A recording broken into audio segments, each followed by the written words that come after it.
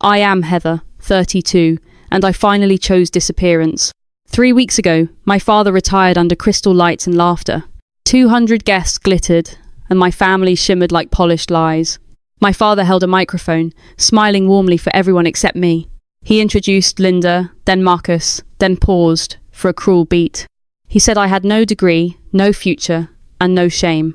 People laughed, because cruelty sounds harmless when wealth approves loudly. I felt their eyes, like pins pressed into my calm skin. I did not flinch, and I did not give them tears. I raised my champagne glass, steady as a judge reading verdicts. I said cheers, and promised this was our final meeting. Silence spread, thick as velvet, swallowing the band and clinking. I walked out, heels echoing, carrying my name like a blade. Outside, the night air tasted sharp, like freedom and grief.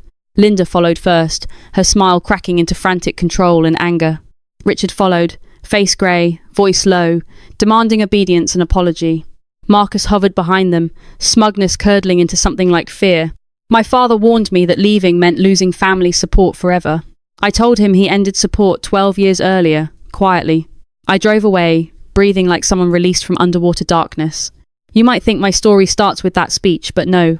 It began when my mother died, and silence moved in. Cancer took her fast, and my father replaced her faster. Linda arrived with Marcus, and they became the new centre. I became furniture, useful only when they needed something convenient. No screaming, no bruises, just the constant erasing of my presence. At dinner, Marcus got praise, and my grades received polite nothing. Marcus got a new car, and I got his leftovers. My father spoke of company futures, and never included my dreams. Only my grandmother Margaret asked about my classes and hopes. Every Sunday, she called, telling me I was seen and valued. She said I was underestimated, and that could become power someday. I clung to her words like matches in a damp cave.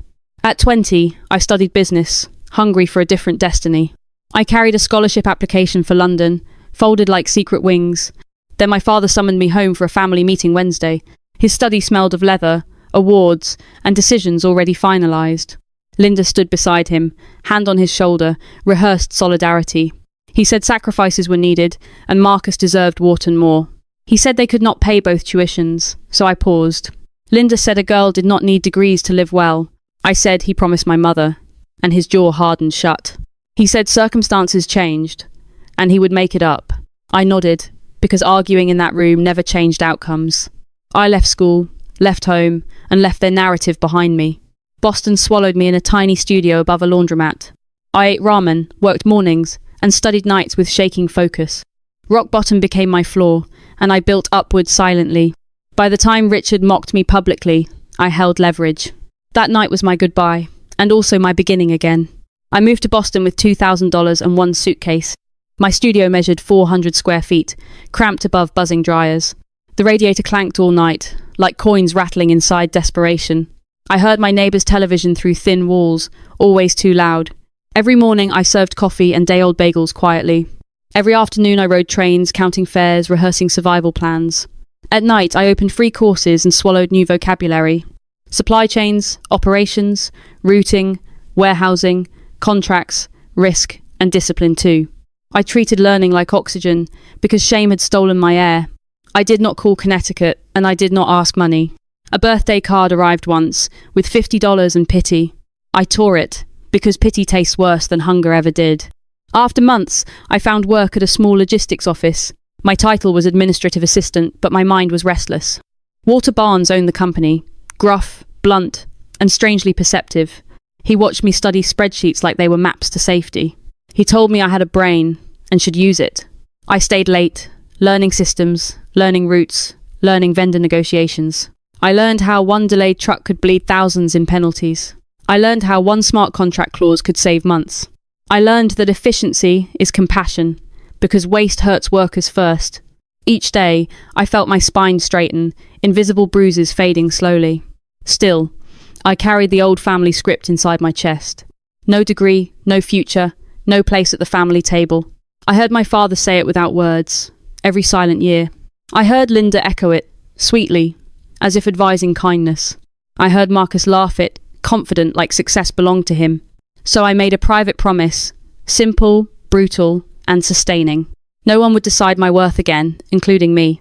I opened a new bank account, naming it Freedom quietly. I saved every overtime hour, every bonus, every return deposit. I bought second-hand suits for interviews, careful and unflashy. I practiced speaking slowly, with certainty, like my voice mattered. Some nights I cried silently, because grief leaks through cracks. Other nights I stayed numb, because numbness can be armor. Walter promoted me into operations coordination within my first year. He said I saw patterns others missed, and acted fast. I mapped shipments, cut costs, reduced errors, and earned trust. I became the person managers called when problems threatened contracts. They thanked me, and I felt both warmth and suspicion. Praise still sounded like a trap, because my family used it. When workdays ended, I studied more, building real expertise. I did not attend parties, because networking required pretending I belonged. I belonged to my desk, my goals, my next invoice. 4 years passed, and my savings grew heavier and steadier. I began consulting side gigs, fixing routing plans for small firms. Clients paid modestly, but they returned, because results speak loudly. I registered a company, Meridian Consulting, with quiet legal help. I kept my personal name off everything public, by design. I knew my family, and their hunger for control and credit. If they found success near me, they would claim it instantly. Or they would crush it, so my story stayed convenient. So I built in silence, where my work could breathe safely. At 26, I rented one desk in co-working space. I carried my laptop like a shield, and my invoices like proof. I learned to negotiate with confidence, without sounding needy or angry. I learned to ask for fair prices, because undercharging is self-harm. By year 2, I hired one assistant, then one analyst. I paid them well, because I remembered hunger and fear. My tiny team became a mirror, reflecting my leadership back. I started wearing better clothes, not for status, for self-respect. Still, Connecticut stayed a distant ache, like a tooth you ignore. I heard family news through cousins, filtered and weaponized into gossip. They said Marcus rose fast, polished by my father's connections. They said Richard planned retirement someday, proud of his legacy. They said Linda hosted dinners, acting generous, collecting favors and secrets. They said I was unstable, emotional, and unable to hold jobs. It should have hurt, but it also clarified my path.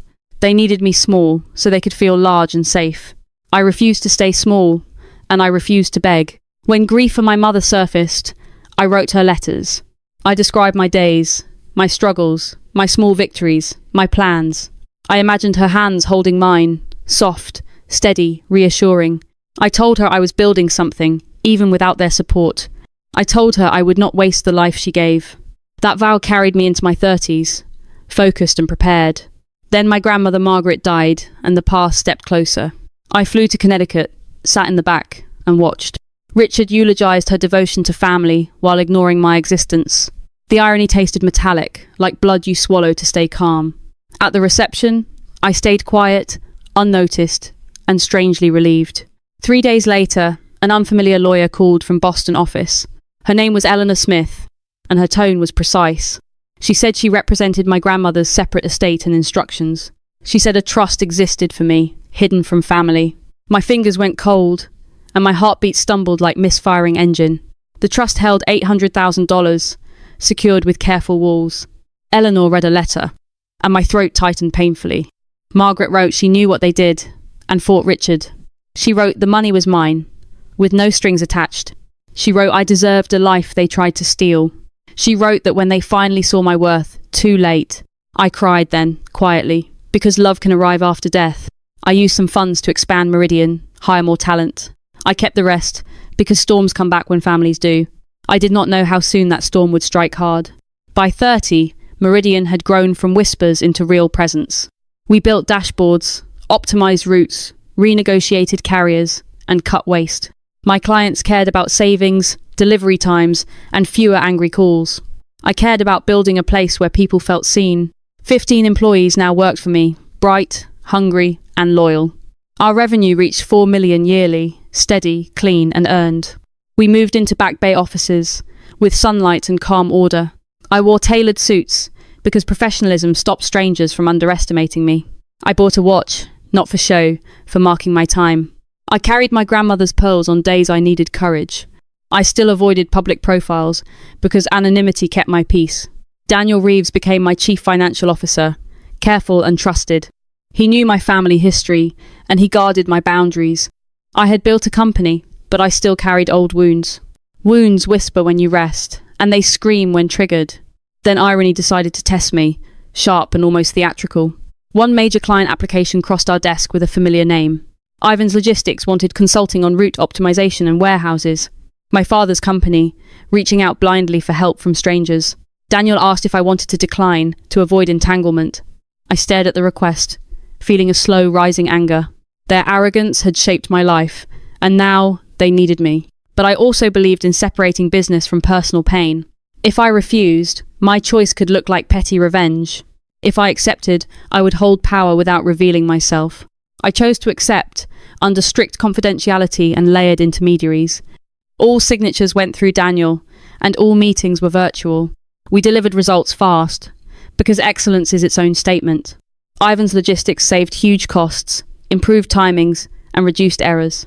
They praised Meridian in industry circles, hungry for association with winners. Richard never met me, and never suspected my name was inside. Part of me wanted to reveal everything, just to watch him.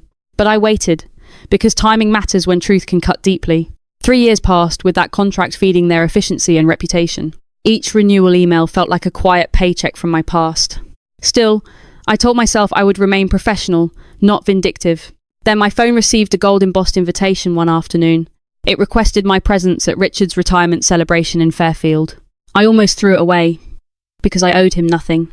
But my grandmother's letter echoed, reminding me I deserved closure. I also sensed Richard would perform cruelty again, like habit. If he did, I wanted my goodbye on my terms. So I replied yes, calm, certain, and quietly prepared. Fairfield Country Club looked unchanged, polished, pretentious, and smug. Valets moved like servants, and guests moved like self-appointed royalty. I wore a simple black dress, elegant, expensive, and earned.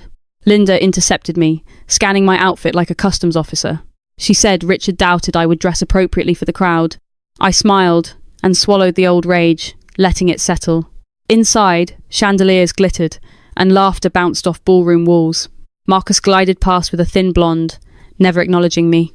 He spoke loudly about future vision, as if substance followed volume. My seat was far, near service doors, beside strangers and noise. Not family table, not even close, exactly as I expected. I accepted champagne and watched my father hold court near bar. I listened, because silence gathers information faster than confrontation ever does. I heard Richard praise Meridian as transformative and essential to operations. He said whoever ran that company was a genius, truly rare. Another executive asked who owned Meridian, desperate for introductions. Richard shrugged, saying he did not care who delivered results. I hid my smile behind my glass, because irony tasted sweet. My phone buzzed with Daniel's text about contract renewal documents. They wanted 5 more years, and he awaited my decision. I typed that I would decide by end of week. At that moment, I still had not chosen vengeance or mercy. I walked to the bar, needing motion to steady my mind. Linda relatives approached, wearing pity like perfume and superiority like diamonds. Aunt Susan said she barely recognized me, then asked about marriage. Uncle David said not everyone is meant for traditional success. They suggested I had mental health issues, brave to attend. I realized Richard had briefed them, shaping me into a rumor. I excused myself before anger spilled, because I wanted control. Outside on terrace, cool air hit my face like truth. Marcus followed, voice dripping contempt, and practiced entitlement for years. He warned me against causing scenes, because he feared embarrassment. He accused me of jealousy, calling my departure wounded animal behavior. He mocked my business, predicting failure, imagining my future as begging. He called me weak, because he needed that story to live. I promised him that after tonight he would regret his contempt. He laughed, and I let him, because laughter precedes falling often. Then the lights dimmed, and my father climbed the stage. Applause rose, and I felt my past tighten its grip. Richard thanked mentors, partners, employees, and claimed every triumph. He praised Linda, calling her saint, receiving applause and tears. He announced Marcus as new chief executive starting January proudly. Standing ovation erupted, crowning Marcus before he had earned anything. Then Richard's eyes found me, and his smile sharpened into cruelty. He called me his daughter, then described me as worthless burden. He said no degree, no career, freeloading, and room laughed. He joked I should find a rich husband to survive. The laughter was loud, confident, and violently comfortable for them. I sat still, letting their noise fade into a thin hum. Then I stood, and the room sensed something shifting under silk. I raised my glass like a quiet judge delivering final sentence. I congratulated Richard, thanked him for lessons about loyalty and sacrifice. I said cheers, and promised this was their last sight. I placed my glass down, lifted my bag, and walked away. My heels clicked, the only sound left in shocked silence. I stepped into night air and finally breathed without restraint. I reached my car before footsteps rushed behind me again. Linda grabbed my arm, anger breaking through her practiced warmth mask. She demanded I return inside because I embarrassed Richard publicly. I looked at her hand until she let go, trembling slightly. Richard arrived, voice low, ordering apology, treating me like property. I said no, and the word hung like winter air. He threatened cutting me off, as if he still supported me. I told him he ended support 12 years earlier, quietly. I started my car, said goodbye, and drove into darkness alone. At a rest stop, I sat breathing, letting adrenaline drain slowly. I knew they would spin the narrative, making me unstable villain. Families like mine protect reputation first, then rewrite pain as comedy.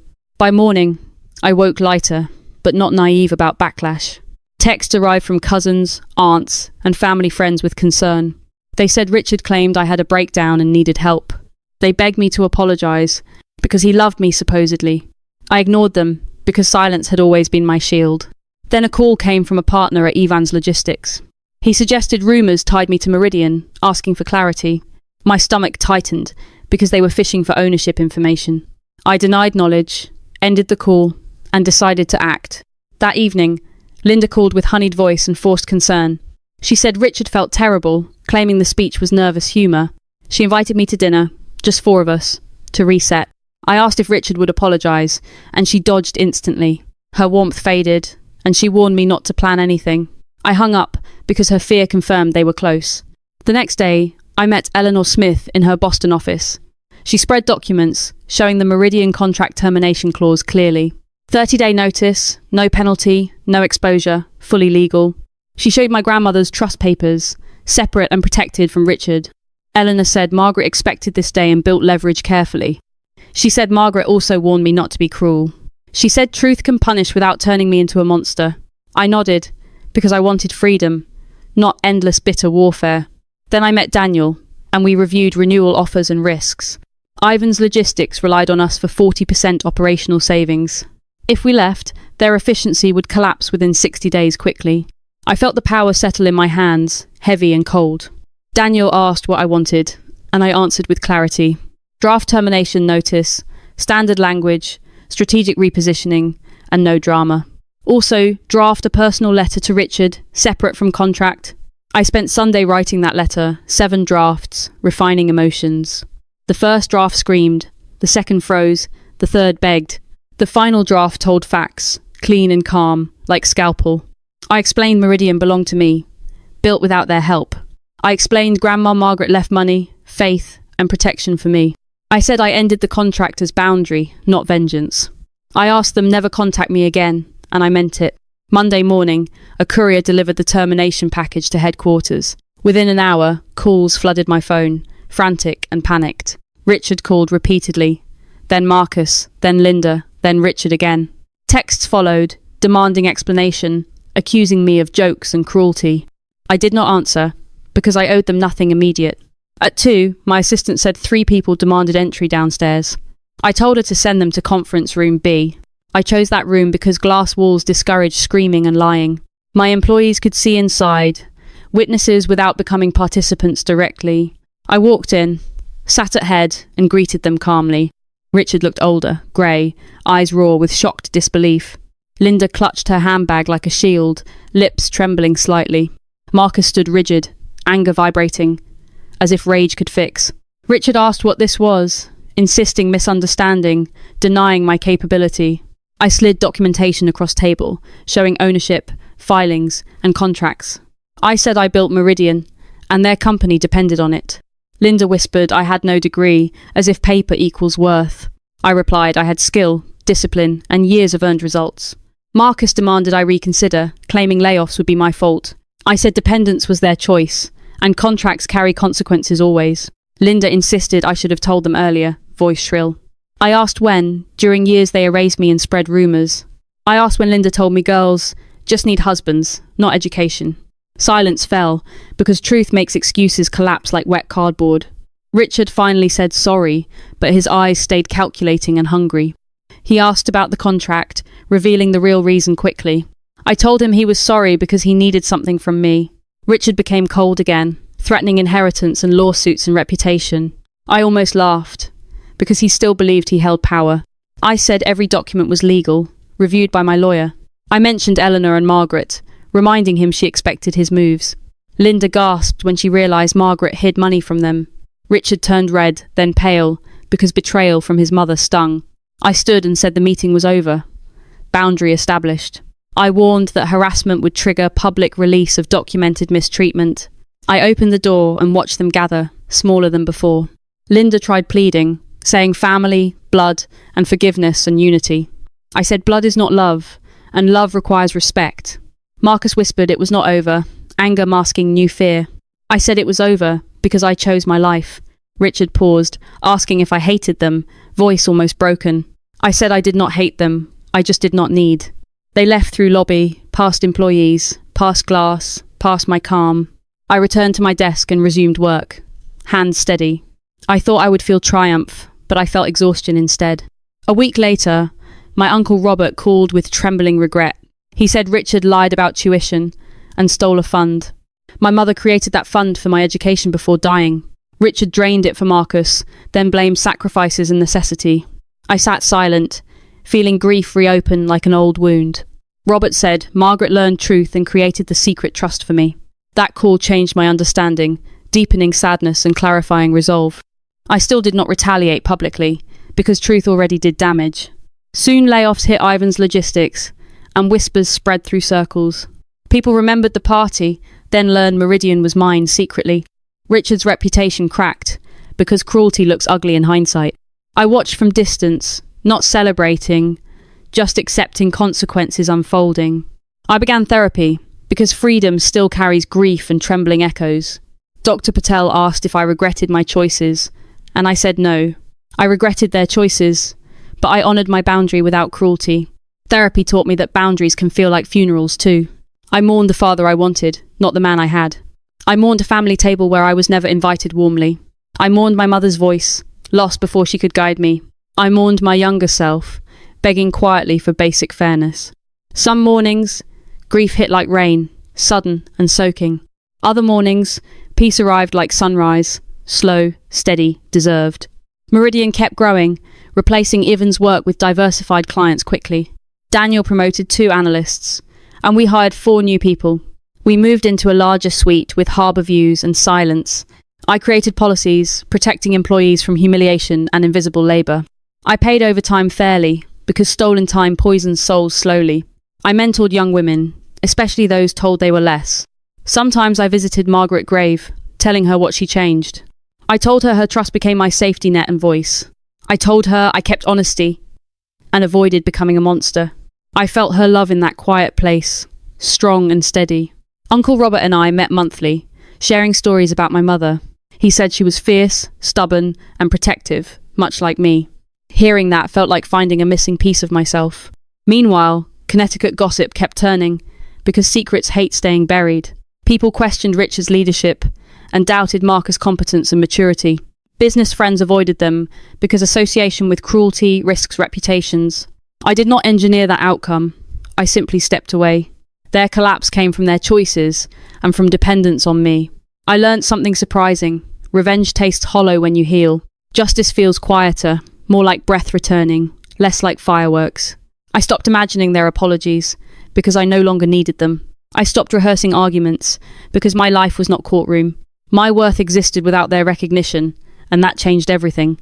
If you have ever been invisible in your own family, if you have smiled through jokes that cut deeper than blades, if you have been called weak, lazy, or unworthy, listen. You can leave without screaming and still be powerful. You can hold truth quietly and still demand respect and safety. You can build in silence and let results speak later. You do not need their permission to become who you are. Sometimes walking away is not punishment, it is rescue. Sometimes cutting contact is not cruelty, it is self-defense. Sometimes the most loving act is refusing more damage. I used to think freedom meant winning, humiliating, proving, conquering. Now I know freedom means breathing without fear of ridicule. Freedom means choosing people who see you, not use you. Freedom means letting go of the role they assigned you. Richard tried to define me publicly and accidentally set me free.